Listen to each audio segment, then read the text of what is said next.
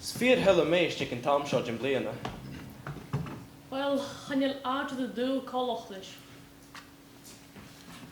O Louis, du is which holy urn gowan had a fight and the Nuasle,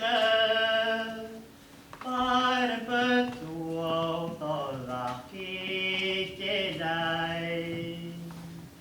She the burning, she the normal, she the parge hulle shorse, Adam fine kiden oke,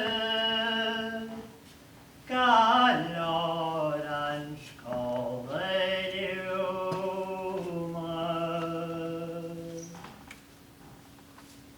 28th June 1914. A single shot is fired on the streets of Sarajevo in Austria-Hungary. 4 years later, 8 million people are dead and countless others are injured before armistice is finally declared. The trenches of Europe run with the blood of a lost generation. The ocean floor becomes the final resting place for the sailors who never made it safely into port again. Lives are wiped out before they've barely had a chance to begin. Hardly a home in Europe is left unaffected by the assassination of the Archduke Franz Ferdinand. The winds of war blow throughout the continent and reach the shores of the Hebrides. The threat is met with an ancient battle cry that dares the enemy to threaten this sacred place, this hallowed land of the gallant soldier and the intrepid sailor. In 1914, the youth of the islands joined countless others in answering the King's call to join the fight, to do their part. Clinging to life while surrounded by enemy fire, disease, and mud, many put pen to paper and recorded their experiences, while at home, the women, the children, and some of the older men who had fought in other wars took on the responsibilities of the craftwork. This is their story. Ik wil je vallen op me gaan. Als je je vallen. Haas me ze me gaan. Wie zien je rasch al kan je? Hij is hier zijn verre. Had de geld in verre gaan dat hele shit. Och, bisschen ma. Is hier voorheen is Anne. Aartje pikken ook al uit pijn. Is bliande nicht voor vastje.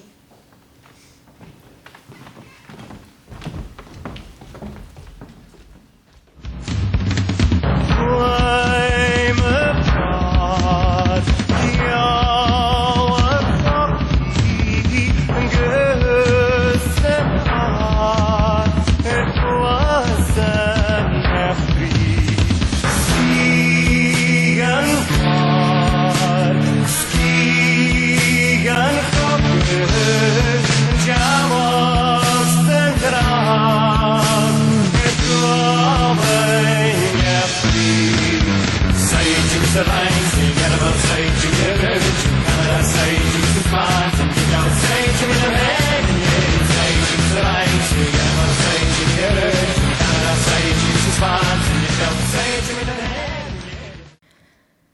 The young men regarded the opportunity to go to war as a bit of an adventure, as it was only going to last a few months. Don't worry about a thing. You can get milk from my brother's family in exchange for eggs, and I'll send any money I get home. Yes, of course, that's fine. They say it'll all be over by Christmas. I'll be home before you know it.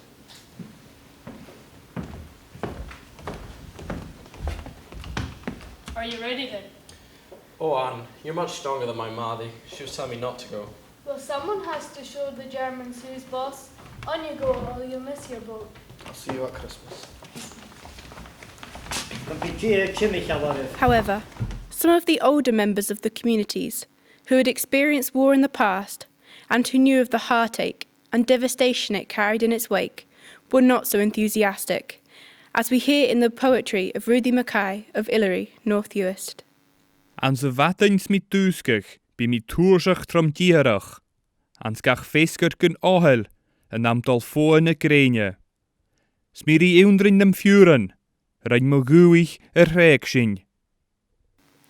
But still the young men left, writing home when they could.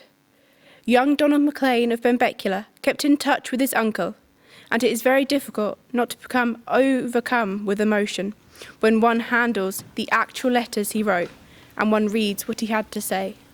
Dear Uncle, just a few lines to let you know that we arrived in Inverness safe and came here on Thursday.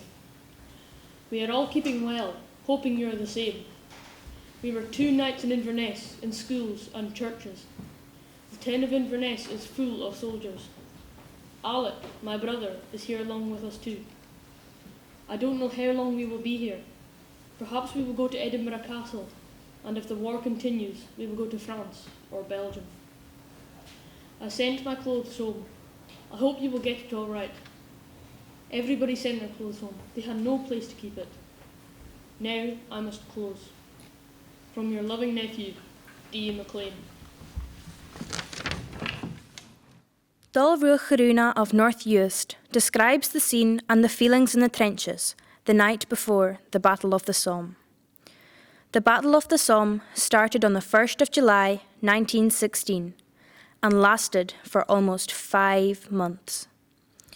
It was one of the most costly battles of the First World War, with over 1 million casualties between both sides.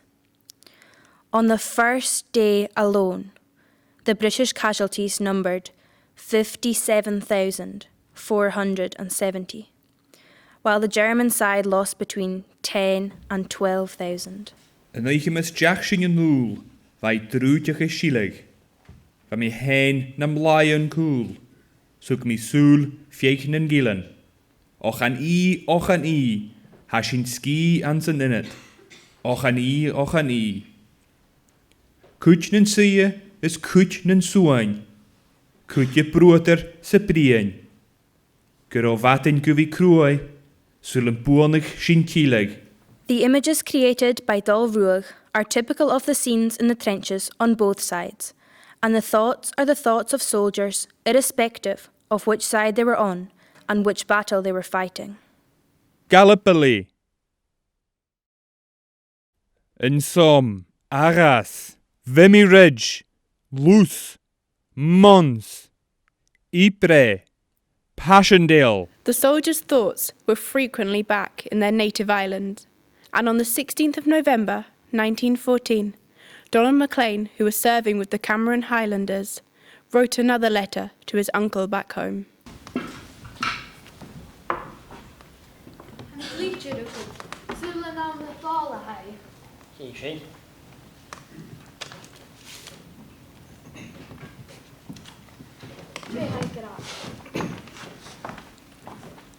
Dear Uncle, I received your letter today and was glad to hear that you are all keeping well, as this leaves me at present and all the rest of the boys. I hope you got in the corn and potatoes all right. We are having very cold weather just now, colder than I ever felt it in Benbecula. Some of the draft that went away have been killed and wounded, and I wish I had gone with them. I'm getting sick of this place, out every day till it is dark, but I hope it will not be long before we go away. The sooner the better, as I know we will all be done for before the war is over. Anything new going on in US just now? We can't hear anything in this place. I wish I could get out of this place. It is just the last shift. I believe there is plenty of game around this year. There is nobody to disturb them, and there won't be for a while yet. I saw some wounded people here who came from the front. They say it is terrible over there. Alec is keeping well too. How are they in Oidhche? Write soon and let me know how they are all doing in Aird. Your loving nephew, Donald MacLean. At home, loved ones waited and prayed, worked the land, looked after the children and animals, and comforted their neighbours as best they could when bad news came, as often as it did. As many of the menfolk of the Western Isles were at sea during the war, either in the Royal Navy or the Merchant Navy, Every time it was announced that a ship had been lost, anxiety heightened among the folk at home, who waited anxiously for news that their husbands, sons, and fathers were still safe. But often it was bad news, and names of ships are still heard when families speak of their ancestors who were in the war. HMS Black Prince, HMS Broke, HMS Defence, and HMS Invincible, to mention but a few, are spoken of in the same tone as the Somme, Lewes, Mons, and Passchendaele. In the first 2 weeks of July 1916 alone, the Battle of the Somme claimed the lives of 6 young men local to the Uists. On 7th July, Sergeant Piper John Smith of Lìonacleit, South Uist, died, aged 24. 3 days later, on 10th July, Private Neil Bowie of Howbeck, South Uist, died. On 11th July, Private Donald McCaskill of Berneray died, having signed up in October of the previous year, aged 17 years and 3 months. His family also lost another son later in the war. Sergeant Donald MacLeod of Berneray was killed in action on 14th July, aged 27. Private Duncan Mackay of Ardavacada, South Uist, died on 14th July, aged 25. His brother Angus was killed 11 days later on 25th July.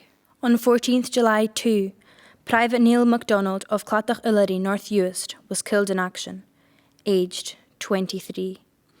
MacDonald had emigrated to New Zealand a few years before the war broke out, but had been one of the first to come back to show his loyalty to the land of his birth. Islanders in general bore their losses with stoic dignity, but Meletta MacPhail of New Shawboss in Lewis powerfully captures the effect such news had on some of the women. Oidhche, neu ciagiach sa siagiach.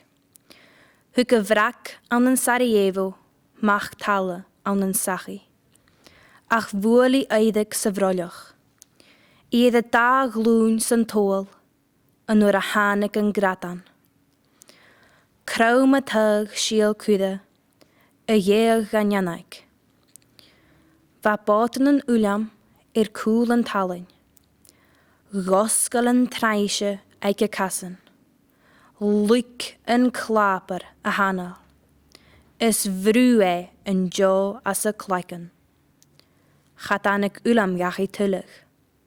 Chatanig na Oidhche. Oidhche, 1916. The gunshot in Sarajevo resounded in Sachi, but caught Oidhche in the chest. She was kneeling in the barn when the blow struck, sorting seed potatoes to plant down the croft. Behind the partition stood William's wellies. The trench opened at her feet. The mire choked her breath, squeezing the air from her brain. William never returned. Neither did Oidhche. And so they waited at home each day, dreading the arrival of the telegram. Ian Crichton Smith's short story, The Telegram, captures the feelings and fears aroused by the telegram at the time. What the war had to do with them, the people of the village did not know. It came on them as a strange plague, taking their sons away and killing them, meaningless, randomly. They watched the road often for telegrams. The telegrams were brought to the houses by the local elder, who, clad in black, would walk along the road and then stop at the house to which the telegram was directed. People began to think of the telegram as a strange missile pointed at them from abroad.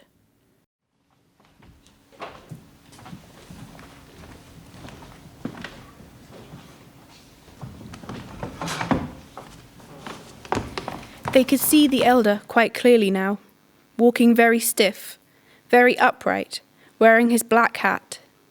He walked in a stately, dignified manner, eyes straight ahead of him. He had passed the Murrays. The next house was her own. Oh, pray God it wasn't hers. And yet it must be hers. She had dreamt of this happening. Her son drowning in the Atlantic Ocean. Her own child, whom she had reared, whom she had seen going out to play football, whom she'd seen running home from school. Her son couldn't drown out there for no reason she could understand. And the elder walked on. They looked at each other.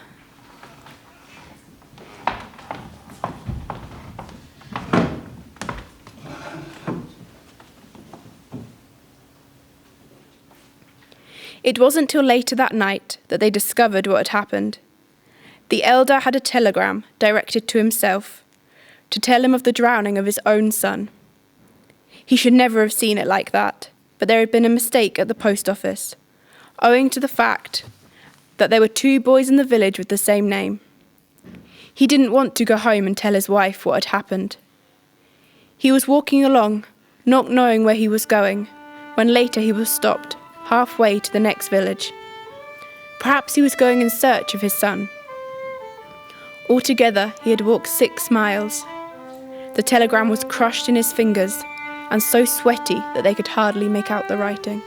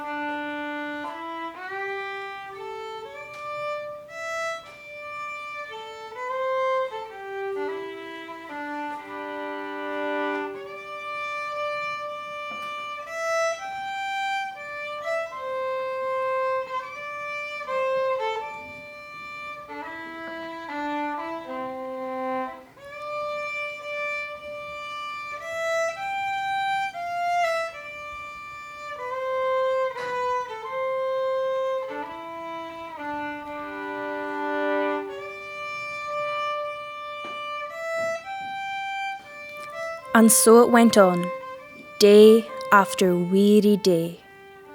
Many of the soldiers on both sides grew tired of fighting against each other and could be less combative towards each other when they met face to face. One Uist man tells us how his grandfather, armed and walking through a wood one day, met a German who was also armed. They stopped, looked each other in the eye, shook hands, and carried on walking. Small truces became larger ones due to leadership issues on both sides, as strategies were reconsidered following the stalemate of the race to the sea and the indecisive result of the First Battle of Ypres. The truce on Christmas Day, 1914, reflects how many involved in the conflict were beginning to think and feel.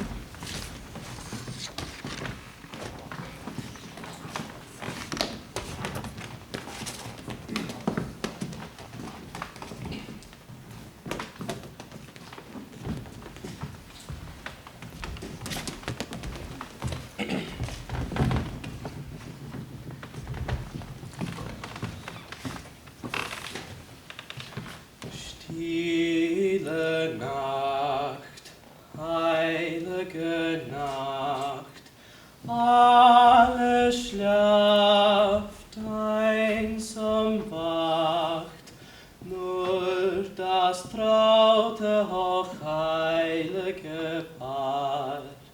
O der Knabe im lockigen Haar, schlaf in himmlischer Ruhe, schlaf in himmlischer Ruhe. Silent night, holy night, shepherds quake at the sight. Glory stream from heaven afar. Heavenly hosts sing Hallelujah. Christ the Savior is born. Christ the Savior is born. Silent night.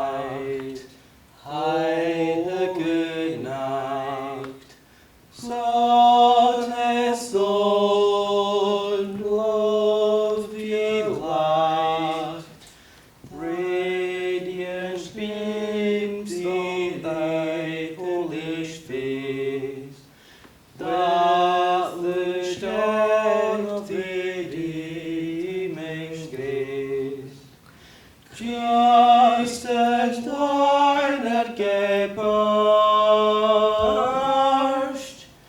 Christus Dìleab geburst. Is there anything that today's war-tired world can learn from Christmas Day, 1914? Christmas passed, and with it, the hope of the war being over and the boys getting home. Another 3 Christmases would pass before it was over. The soldiers struggled on with hunger, with rats, with fear, with disease, with trench foot, and with feelings of homesickness and longing for their loved ones. And out of these dark days, astonishingly, some of the most beautiful of Gaelic songs were born. Dileab, composed by Dàirdaoin of North Uist, is still one of the most popular of Gaelic songs, with its powerful imagery, its sentiments, and haunting air.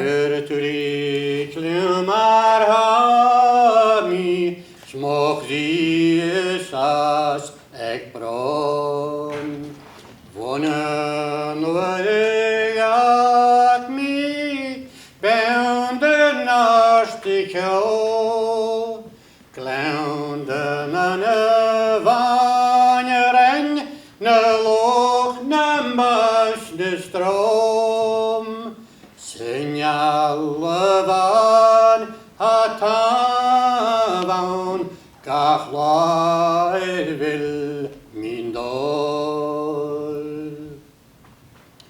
Avakin apitushuk get you in pass. Kom fera mesken gloi vades punko prak. Chanil shin uluk acher kurs margi en pulgas. Vishiandenen ne pliene schius hatok en ars. Hamische sha smahul senier on a grauw ugdien sendal. Ma vänner lik mi asetje getrek i mi chatra. Kunnisse feik mi madaki norjete sikuhast. Immer slaun gå vid i kel när det slegen pelen la. Edmulin aunsne treisjöken hamos moan jinjorsterai. Nam katul hami prutarost katul gavislan. Hamaknu edelianu lekiana leskomot. Sagrukas horwagaram and you it would be pan. Hamische shasenasik slievelad smileon. Ingeramel tjöke harmi kutsayet kraidamjol. Sengul hukmigan valtet öveitjen allenjok. Nochamut miakau nachi chudkarmogoi. Fergever laivu gudagvarevio. Oidhche nach hütte ratjin go Gynneach Carnaroi, Samhain vis Oidhche shar gan vannu ladiol, Kirklanne chush Londanike a unpa sachroi. Sgoil Lìonacleit son larken gil mi pio. Go feit mi daadje senjach narach ook. En sin bikrah laven out spielen Lottert folk, små hjältarnes by, patje god, lefanje kulmat väl. Àite valatenerun, na klepi churi vla. Cattle soculir tahul, stogusku sundaslan. Hamishisha sedreishiul, snam chlusen fumavash. Kanduli fainas lepui, hangun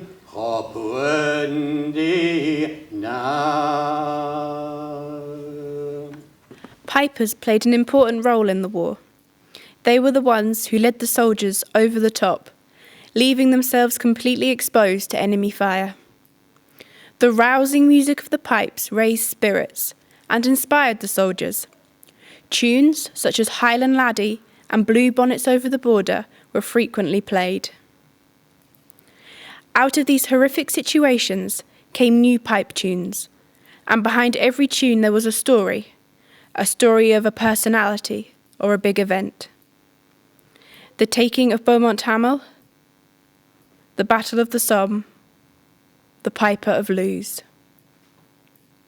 For most people today, even pipers playing the tune Cantara to Eladish is just a collection of funny words, and they don't know about the piper or the long desert march which inspired it. Through time, many of the tunes composed came to be used for dance music or songs, and young girls dancing the lilt today to the standard tune, the Battle of the Somme, are unlikely to connect it with the thousands of men killed at the Somme.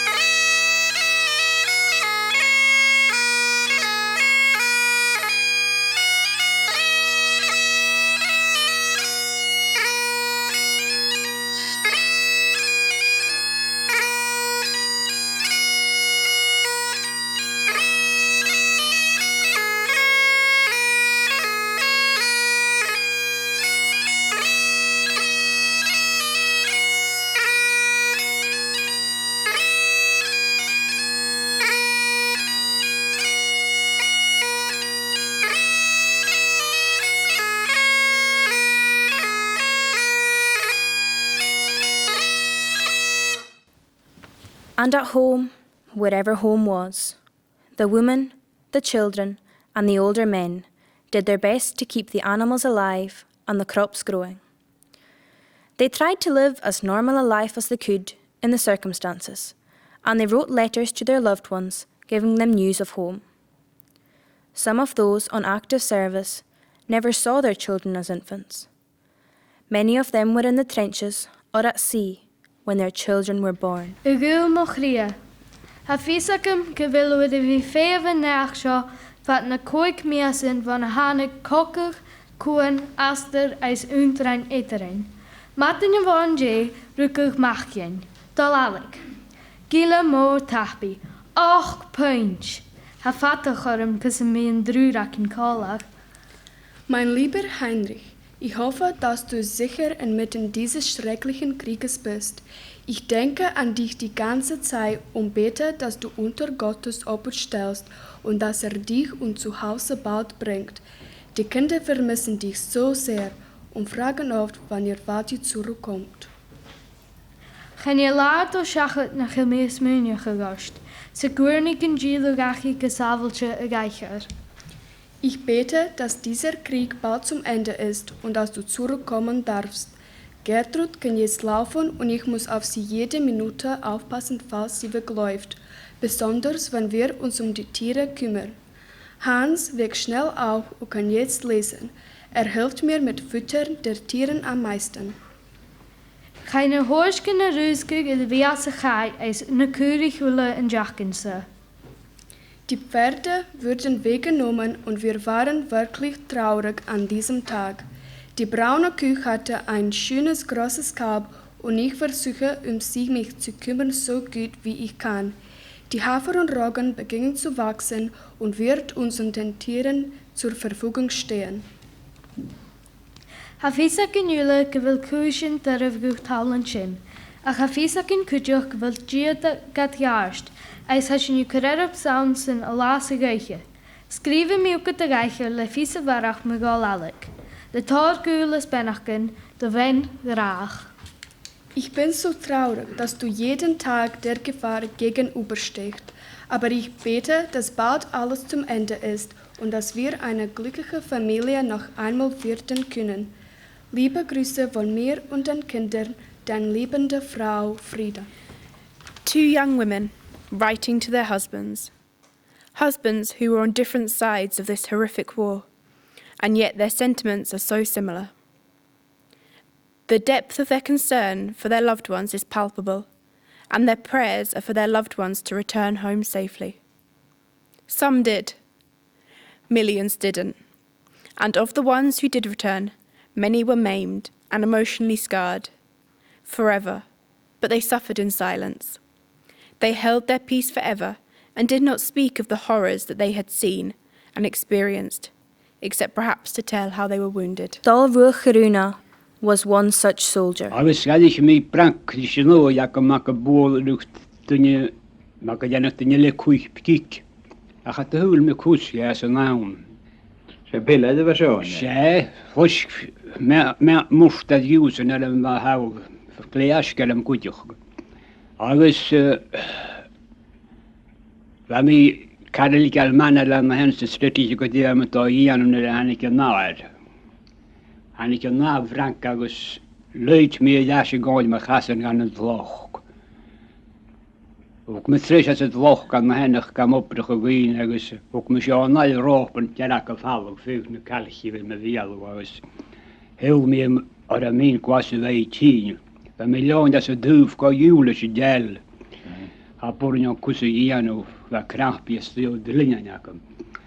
Agus va me laaf sluiten goeie billa van henne goeie no goestjanakam. Wel gan mi nu van huk mi groch na pear kroek am watch gan mi ko se ga doko we adi yim. Va me trish an hens va so se nu van de gediene gedi. Ach ko ju ga mi o mi God je draaf naals. Nou me je dal nou in mijn hoog wat wat de duel. Kost er nog me snikken. Zoals je het eeuwig gaan over en me al rondje mijn hoog kom al sies. Kost je zeggen me karma har sies gaan het drench voor de rood. Van mij aan de hennig kost het door je kruime stretcherbeers. En dan je van de oorst, van het elke jaar. En ik kon laten je ook geweest houden, maar studenten die had me goede naam van me gaan. It would be remiss to talk of the Great War in the Western Isles without making mention of the Iolair disaster, in which over 200 men drowned, within yards of the shore when the Admiralty yacht, which was taking them to Stornoway, struck the beasts of home, rocks just outside the harbour. Almost all of them were Lewis men returning home, having come safely through the horrors of war, but the number also included some men from Harris and Berneray, in addition to the crew who belonged to other parts of the British Isles. In his poem Raidd Réipige Nuailire, Murdo MacFarlane of Melbost in Lewis captured the feelings of a young island girl waiting for her sweetheart to come home that night. Spín haini a chalain, an raid an lewis, I funne a narin, le cdío lan solas. Chanyamh a leanain, ha tíin forlach, chin gachi ich tíaraint, fer grai.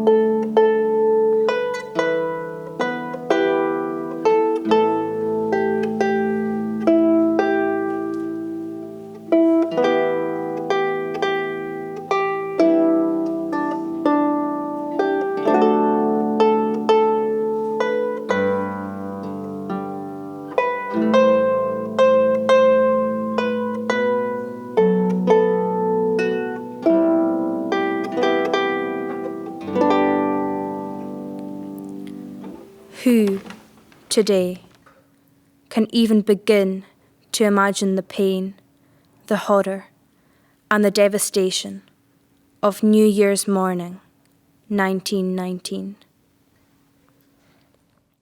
And as for the land which they had been promised on their return, in spite of their loyal and valiant war service, the islanders did not get the land which had been promised to them. In fact, they were encouraged to emigrate. But that is another chapter in the history of our islands. However, one cannot but wonder how different our islands might be today had these gallant men been granted the land which they were promised. Today, many villages which provided the war heroes are derelict, and the number of people living on the islands continues to cause concern.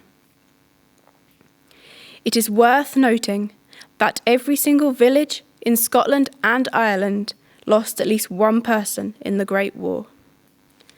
Most of us are fortunate that we belong to a generation which has not had personal experience of war, although many people from the islands are, to this day, members of the armed forces and involved in conflicts in other parts of the world. Our reflection has been largely inspired by the experiences of people in these islands, but we wish to acknowledge that their experiences were also the experiences of people the length and breadth of our country and beyond.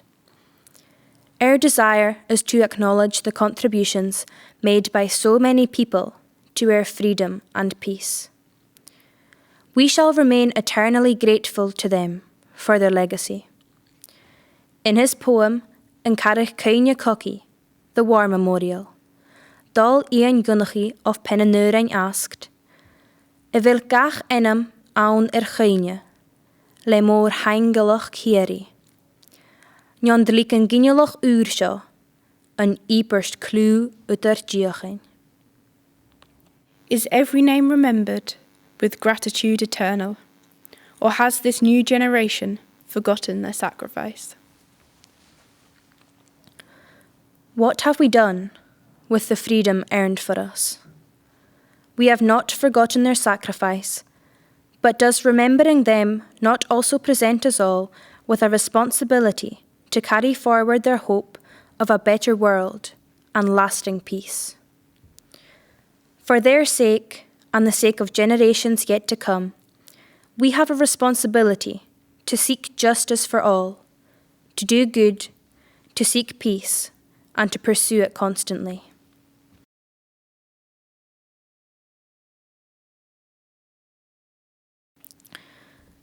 Cuirí sin clach a charnachcha, agus cumí sin céineora. We will remember those who earned for us the precious inheritance of freedom. We will remember them. Tá Dileab son anúine a chomharrachadh cáilín, a céineach ag orasan, a chosin ar suasagain.